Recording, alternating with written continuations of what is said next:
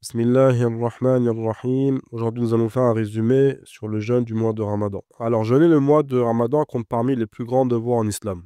Le prophète Mohammed sallallahu alayhi wa sallam a dit ce qui veut dire en français: l'islam est basé sur 5 choses. Le témoignage qu'il n'est de Dieu que Allah et que Mohammed est son messager. L'accomplissement de la prière, le versement de la zakat, l'accomplissement du pèlerinage, c'est-à-dire le hajj, et le jeûne de Ramadan, c'est-à-dire le jeûne du mois de Ramadan. Le mois de Ramadan, c'est le meilleur mois de l'année. Parmi les nuits qu'il y a dans ce mois-là, il y a la nuit qui est la meilleure nuit, c'est-à-dire la nuit de Al-Qadr.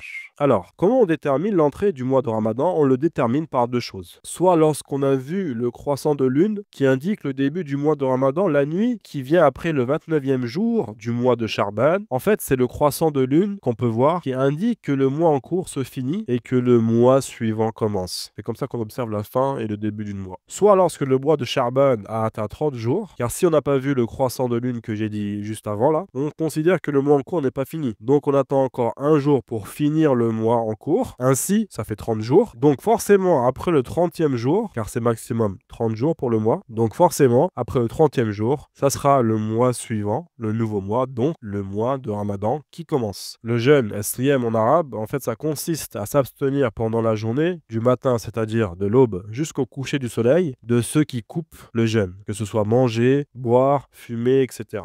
Quand on dit l'aube, qu'est-ce que c'est que l'aube? En fait, l'aube, c'est la lueur blanche qui est transversale et horizontale qui apparaît à l'horizon est. À son début, il y a une légère rougeur mélangée à sa blancheur.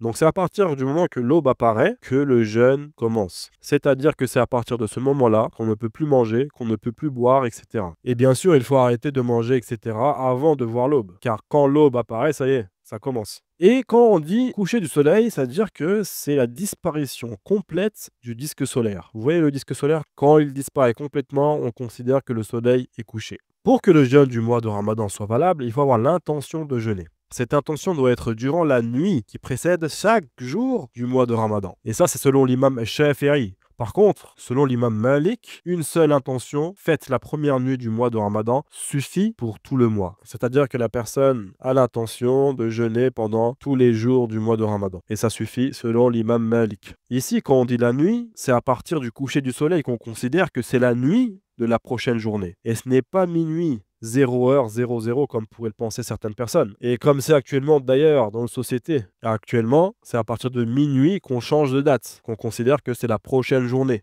Jeûner le mois de Ramadan est une obligation pour tout musulman pubère, saint d'esprit, qui n'est pas fou, capable de jeûner et qui n'a pas d'excuse valable pour ne pas jeûner. Le jeûne n'est pas valable de la personne qui a ses règles ou ses lochis. Il est permis de ne pas jeûner pour un voyageur qui fait un voyage qui lui permet de ne pas jeûner. Donc à vous de vous renseigner par rapport au voyage que vous allez faire. De plus, il est permis pour une personne malade de ne pas jeûner si le jeûne présente pour elle une difficulté insupportable. Et pareil pour une femme enceinte ou une femme qui allait et qui a peur pour elle ou pour le bébé. Le jeûne comporte 2 piliers. Le premier, avoir l'intention de jeûner le jeûne du mois de Ramadan, comme on a parlé juste avant. Deuxième, s'abstenir de toute chose qui coupe le jeûne, du matin, c'est-à-dire de l'aube, jusqu'au coucher du soleil. Parmi ce qui annule le jeûne, il y a manger, boire, ne serait-ce qu'un grain de sésame, même si c'est un truc qui est petit. Boire une goutte d'eau, ou un médicament, ou même fumer une cigarette. Par contre, celui qui mange ou qui boit par oubli, même si c'est une grande quantité, son jeûne reste valable. Parmi les choses qui annulent le jeûne, il y a se faire vomir en faisant exprès, par exemple avec son doigt.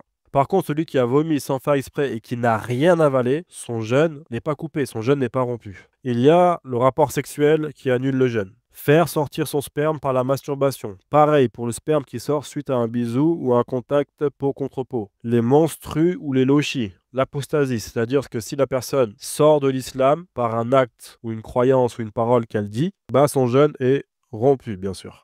L'évanouissement qui dure toute la journée. Le jeûne de celui qui est resté toute la journée évanoui, de l'aube jusqu'au coucher du soleil, n'est pas valable. La folie, même si c'est un court instant.